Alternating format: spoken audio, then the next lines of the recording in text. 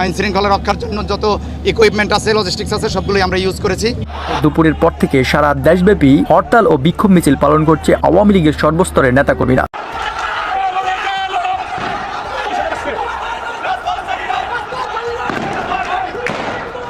এদিকে আবার লাগাতার কর্মসূচির ঘোষণা করেছে আওয়ামী লীগ। শেখ হাসিনার রায় ঠেকাতে 16 এবং 17 নভেম্বর ঢাকা বুলাকেটের কর্মসূচি দিল দলটি। এই দুই দিনেই সরকার হঠাতে মাঠে নামছে প্রায় 35 লক্ষ ছাত্রলীগের গেরিলা বাহিনী।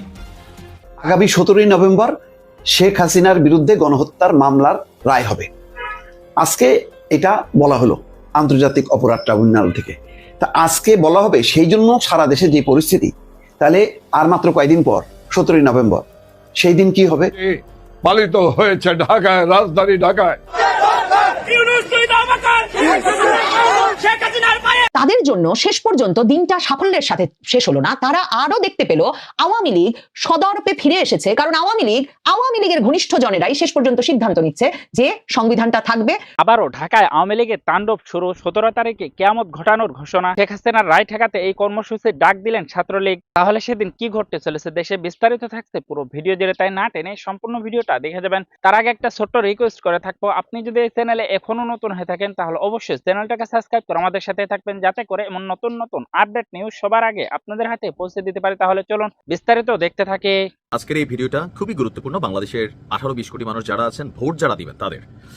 এই যে গেল কয়েকদিন যাবত আমরা একটা কথা শুনছি, গণভোট, তাই না? এখন আসলে কি আপনি জানেন এই গণভোটটা আসলে কি, বা এই গণভোট দেওয়ার সিস্টেমটা কি? বা এই যে বিএনপি বলছে না, জামাত ইসলাম অন্যরা বলছে হ্যাঁ, এই যে ফেসবুকে আমরা প্রোফাইলের মধ্যে ছবি লোড করলাম হ্যাঁ না, এর মধ্যে হ্যাঁ জিতলে আসলে কি হবে, না জিতলে কি হবে, আর এই গণভোটটার মধ্যে কি প্রশ্ন থাকবে? গণভোট মানে 4টা প্রশ্ন থাকবে, 4টা প্রশ্নের উত্তর আপনি একটা অ্যান্সারে দিতে হবে। অর্থাৎ গণভোটের যে কাগজটা থাকবে সেখানে 4টা প্রশ্নকে কানেক্ট করা হবে একটা সামারি আকারে। সে 4টা বিষয় কি সেটাও আজকের ভিডিওতে জানাবো। কিভাবে আপনি গণভোটে যেদিন ভোট দিবেন সেটা কিভাবে দিবেন এটাও জানাবো। এমনকি আপনি হ্যাঁ লিখলে কি হবে আর না লিখলে কি হবে। অর্থাৎ সাইডে স্কোয়ার একটা বক্স থাকবে, লাইক আমরা যারা পড়াশোনা করছি নৈর্বৃত্তিক প্রশ্ন থাকে এরকম টিক মার্ক দেওয়া। আসুন প্রথমে দেখি গণভোটটা আসলে কি নিয়ে হতে যাচ্ছে। গণভোট মানে জনগণের মতামত কোন ইস্যুতে। গণভোট মানে হচ্ছে কিন্তু জনগণের মতামত। জাতীয় নির্বাচনে হচ্ছে আমরা সংসদের প্রতিনিধি আমরা নির্বাচিত করছি, আর এখানে রাষ্ট্রের অতি গুরুত্বপূর্ণ কিছু বিষয় নিয়ে জনগণের রায় চাওয়া হচ্ছে। রায়টা কি আসুন দেখি। গণভোটের 4টা বিষয় থাকবে এবং প্রশ্নের অর্থ প্রথমত মূলত ব্যালট পেপারে থাকা 4টি বিষয়ের উপর ভিত্তি করে মূল প্রশ্নটা তৈরি করা হয়েছে। প্রশ্নটি জানার আগে আপনার জানা উচিত কোন 4টা বিষয় নিয়ে আপনাকে গণভোটের মধ্যে রায় দিবেন। এক, এই যে নির্বাচনকালীন সময় আওয়ামী লীগ তত্ত্বাবধায়ক সরকারটা উঠাই দিছে, সেই বিষয়টা এখানে কানেক্টেড আছে।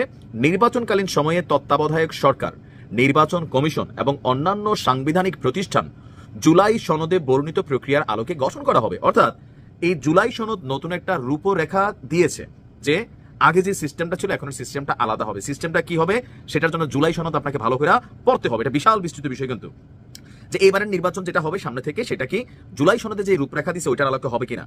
এক, এখন এটার সাথে আলাদা উত্তরের জায়গা থাকবে না, যেটা আমি হ্যাঁ পরেরটা না, এরকম না। আপনি হ্যাঁ হলে 4টাই হ্যাঁ হয়ে যাবে, আপনি না হলে 4টাই না হবে। আচ্ছা, নাম্বার 2, আগামী সংসদ হবে 2 কক্ষ বিশিষ্ট। অর্থাৎ জাতীয় সংসদ নির্বাচনে দলগুলোর প্রাপ্ত ভোটের অনুপাতে, সিটের না, এখানে প্রাপ্ত ভোটের অনুপাতে 100 সদস্য বিশিষ্ট একটা উচ্চ কক্ষ গঠিত হবে। সংবিধান সংশোধন করতে হলে উচ্চ কক্ষের সংখ্যাগরিষ্ঠ সদস্যদের অনুমোদন দরকার হবে, এটাও একটা ইস্যু। নাম্বার 3, সংসদে নারী প্রতিনিধি বৃদ্ধি, বিরোধী দল থেকে ডেপুটি স্পিকার, সংসদীয় কমিটির সভাপতি নির্বাচন, প্রধানমন্ত্রীর মেয়াদকে সীমিতকরণ, রাষ্ট্রপতির ক্ষমতা বৃদ্ধি, মৌলিক অধিকার বৃদ্ধি, বিচার বিভাগের স্বাধীনতা, স্থানীয় সরকার সহ বিভিন্ন বিষয়ে যে 30টি প্রস্তাবে জুলাই জাতীয় সনদে রাজনৈতিক দলগুলোর মধ্যে ঐক্যমত হয়েছে সেগুলোর বাস্তবায়ন। নাম্বার 4, জুলাই সনদে বর্ণিত অন্যান্য সংস্কার রাজনৈতিক দলগুলোর প্রতিশ্রুতি অনুসারে বাস্তবায়ন করা হবে। এই যে 4টা বললাম, ভিডিওটা আপনি আরেকবার শুনতে হবে, এটা একটু ক্রিটিক্যাল। এই 4টা ইস্যু হচ্ছে প্রশ্নটা তৈরির মানে মূল উপাদান বলতে পারেন। এখন প্রশ্নটা কি তৈরি করা হচ্ছে এবার দেখি। এগুলোর উপর ভিত্তি করে যে প্রশ্নটি তৈরি করা হয়েছে আপনি যেটাকে অ্যান্সার করবেন, মানে এই একটা প্রশ্নের মধ্যে 4টা বিষয় কিন্তু কানেক্টেড, যে আপনি কি জুলাই জাতীয় সনদ সংবিধান সংস্কার বাস্তবায়ন আদেশ 2025 এবং জুলাই জাতীয় সনদে লিপিবদ্ধ সংবিধান সংস্কার সম্পর্কিত প্রস্তাবগুলোর প্রতি আপনার সম্মতি আছে কিনা। অর্থাৎ যেই জুলাই জাতীয় সনদ এটা তৈরি করা হয়েছে সেটার প্রতি আপনি মানে সম্মতি দিচ্ছেন কিনা, এবং এখানে সংবিধান সংস্কারের যে ইস্যুগুলো আছে সেটাতে দিচ্ছেন কিনা। এখন সারা বাংলাদেশের জনগণ যদি হ্যাঁ লিখে তাহলে এটা সিস্টেমিকলি সংবিধান পরিবর্তন হবে। যার কারণে বিএনপি কিন্তু না করতেছে, তারা 72 সংবিধান চাচ্ছে, তারা একবারে না করতেছে না, তারা মনে করতেছে এখানে মৌলিক ফান্ডামেন্টাল ইস্যুগুলো রেখে বাকিগুলোকে সংসদ এটা সংস্কার করবে। কিন্তু এই সিস্টেমে গণভোটের যে বিষয়টা এটা আগে চাচ্ছে না, তবে তারা চাচ্ছে নির্বাচনের দিন, কারণ এখানে 2টা নির্বাচন একবারে হবে। এখন নির্বাচনের কেন দিন চাচ্ছে? এই যে সিস্টেমটা এটাকে বাস্তবায়ন করবে কে? এটা তো একটা সিস্টেম। ধরেন যে গণভোটের মধ্যে হ্যাঁ জয়যুক্ত হয়েছে অথবা না, দুইটার একটা তো হবে। এখন যদি হ্যাঁও জয়যুক্ত হয়, এটা কিন্তু বাস্তবায়ন করবে ক্ষমতাসীন সরকার। অর্থাৎ ধরেন জুলাই ভোটে হ্যাঁ জয়যুক্ত হয়েছে, যেটা জামাত সহ অন্যরা চাচ্ছে, কিন্তু ক্ষমতায় গেল বিএনপি, তাহলে যেই জিনিসটা বিএনপি চায় নাই সেটা কি তারা বাস্তবায়ন করবে? এই সন্দেহ থেকে জামাত কিন্তু চাচ্ছে গণভোটটা ইউনূস সরকারের আমলে হয়ে যায়। এটা এমনকি ইউনূস সরকারই এটাকে বাস্তবায়ন করতে হবে। এখন ইউনূস সরকারের চাপ দেওয়া যত সোজা, বিএনপি ক্ষমতায় গেলে চাপ দেওয়া এর থেকে 1000 গুণ বেশি কঠিন। তবে বিএনপি আশ্বস্ত করছে যে ভাই টেনশনের কিছু নাই, আমরা এটা জায়গা করবো। এখন এটা কিভাবে করতে হবে, সিস্টেম কি? অর্থাৎ উল্লেখিত 4টি বিষয় যেগুলো আমরা বলছি, এখানে যে প্রশ্নটা তৈরি করা হয়েছে, আপনি যদি হ্যাঁ লিখেন তাহলে 4টাকে হ্যাঁ দেওয়া হলো, আর না নিলে 4টাই না। এখানে 4টি বিষয়ের 2টা একটাতে আলাদা উত্তর দেওয়ার সুযোগ থাকবে না। যদি ভোটে হ্যাঁ বিজয়ী হয়, তাহলে জুলাই জাতীয় সনদের একমত হওয়া প্রস্তাবগুলো, এই যে জাতীয় ঐকমত্য কমিশন এতদিন বসে যা করছে, ওই প্রস্তাবগুলোকে বাস্তবায়ন করা হবে। তো এই কাজ কারা করবেন? এই কাজটা তখন করবেন সংসদ নির্বাচনে জয়ী এমপিরা। সংসদের অধিবেশন শুরুর 6 মাস পর্যন্ত তারা সংবিধান সংস্কার পরিষদের সদস্য হিসাবে পরিচিত হবেন। অর্থাৎ এখানে আপনার জুলাই সনদে একমত হওয়া বিষয়গুলোর আলোকে তারা সংবিধানে প্রয়োজনীয় সংস্কার আনতে বাধ্য থাকবেন।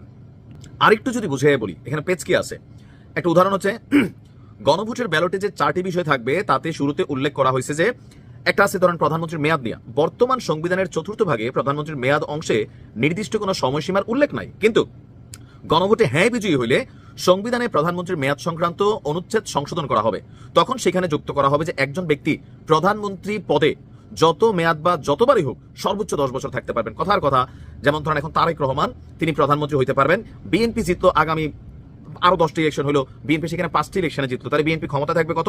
25 বছর। কিন্তু তারেক রহমান তিনি আর 25 বছর প্রধানমন্ত্রী থাকতে পারবেন না, 10 বছর পরে ওভারঅল তিনি প্রধানমন্ত্রী পদ ছেড়ে দিতে হবে। এগুলো ক্রিটিক্যাল ইস্যু এখানে তৈরি করেছে, এগুলো কিন্তু একবারে খারাপ না। তো এটাই হচ্ছে আপনার মেইনলি মোট কথা, যে এই মেয়াদ সংক্রান্ত বিষয়টা কিন্তু জুলাই সনদে আছে, যেটা খুবই গুরুত্বপূর্ণ।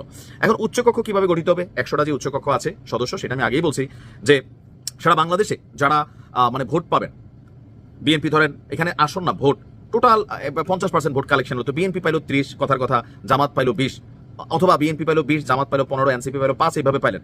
যে যত ভোট পাবেন সেইটার আনুপাতিক হারে আপনার মানে এখানে উচ্চ কক্ষে আইসা কানেক্ট হবে। আর যদি না ভোট জয়ী হয় তাহলে কি হবে সেটা একটু জানিয়ে দিয়ে যায়, ভিডিও বড় হয়ে যাচ্ছে। যদি না ভোট জয়ী হয়, এখানে প্রধান উপদেষ্টা তার ভাষণে এই প্রসঙ্গ উল্লেখ করেন নাই। না ভোট জয়ী হলে কি হয়েছে সেই রকম উদাহরণও নাই, মানে আগেরটাই যেটা আছে এটাই বলবৎ থাকবে। দর্শক, এই ভিডিওটা আপনাদের কাছে কেমন লাগলো? যদি বিন্দু পরিমাণ ভালো লেগে থাকে তাহলে অবশ্যই চ্যানেলটাকে সাবস্ক্রাইব করে আমাদের সাথেই থাকবেন, যাতে করে এমন নতুন নতুন আপডেট নিউজ সবার আগে আপনাদের হাতে পৌঁছে দিতে পারি। তাহলে সবাই ভালো থাকবেন, সুস্থ থাকবেন, দেখা হচ্ছে পরবর্তী কোনো আপডেট নিউজ নিয়ে।